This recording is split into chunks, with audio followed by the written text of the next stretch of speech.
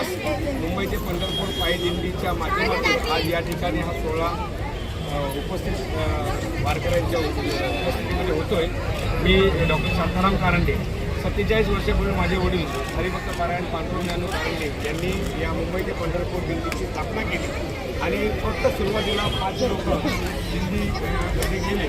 त्यानंतर हळूहळू वाढत आज 5 ठिकाणी संख्या झालेली आहे। मुंबईपासून ते पंढरपूरपर्यंत पायी चालणारी ही एकमेव महाराष्ट्रातील दिंडी आहे।